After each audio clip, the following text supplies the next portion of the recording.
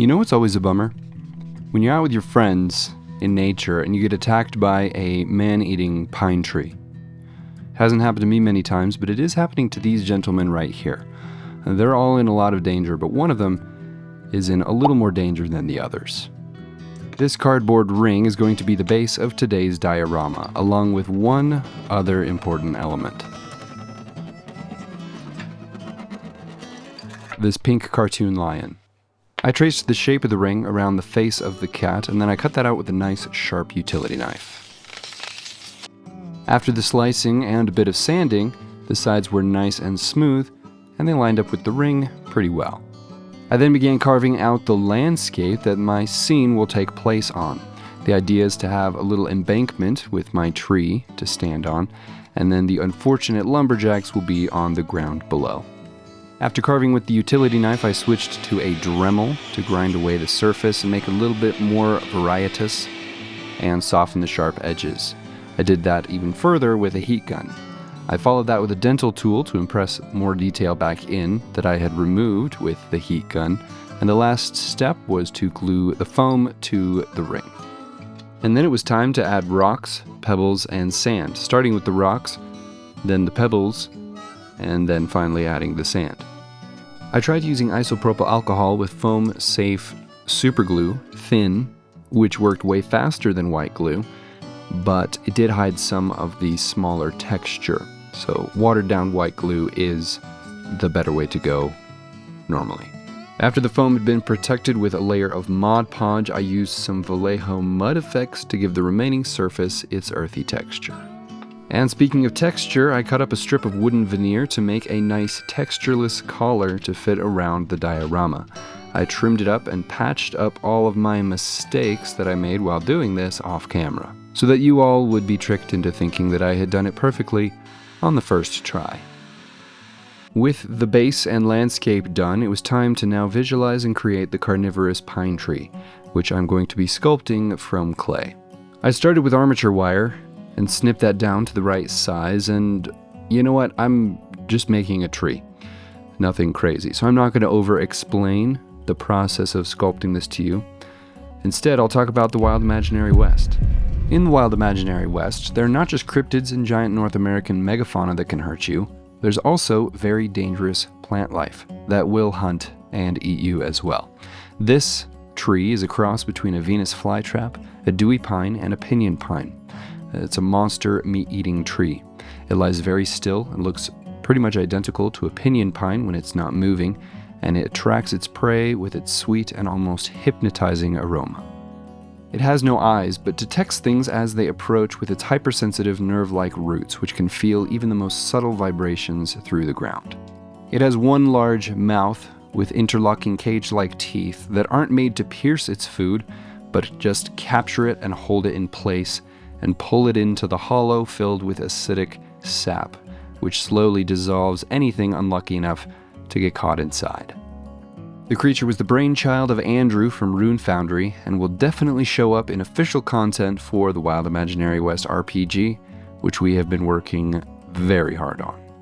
After that had been sculpted and baked, it was time for more standard scale model tree making procedure, which is to drill some holes and fill said holes with wire, and then coat them with little needles, which are made from static tack and static grass.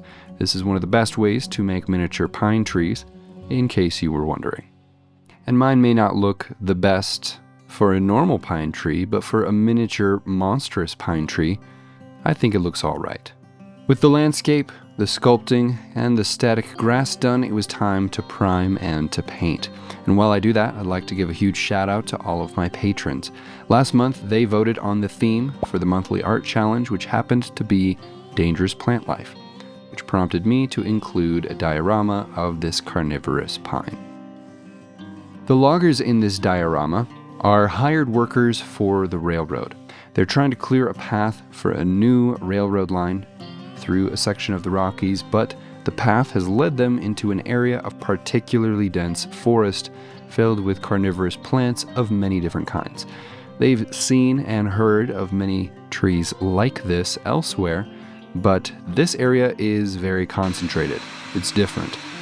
Maybe it's something in the soil. Either way, the crew is definitely not having a good day and may consider finding work elsewhere with better working conditions. Speaking of the crew, I designed and printed all of them using Hero Forge, which can definitely be implemented to create some awesome Western minis for the Wild Imaginary West. And if you're wondering why the guy on the right looks like he's shaded a little bit funny, it's because I'm painting him upside down. Once I switched to a brush and painted on the highlights, he started to look a little better. With the painting done, it was time to glue the minis in place, after carefully removing them from their painting base without breaking their little ankles. And I know I just said it was time to add the minis, but I did add a little bit more pigment powder to mimic a more realistic looking dirt.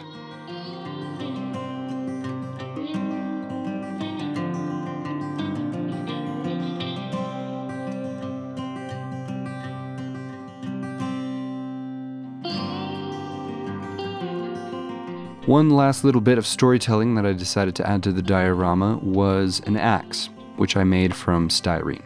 I realized the guy being lifted in the air by the tree had no axe in his hand, nor was there one on the ground, so I made one and decided to embed it in the tree itself.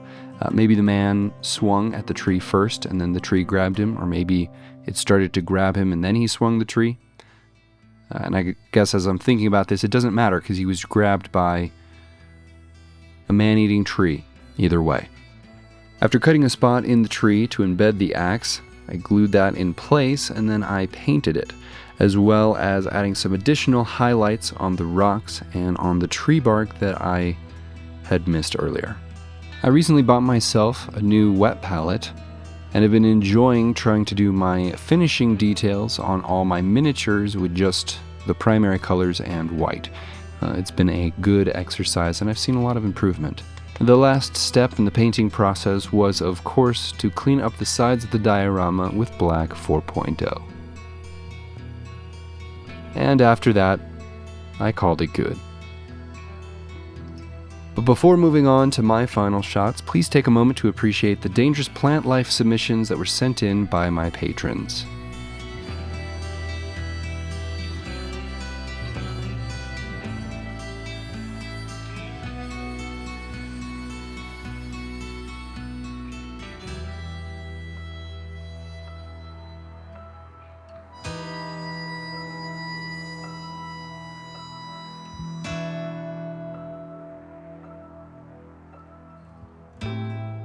Special thank you to all the patrons who participated last month.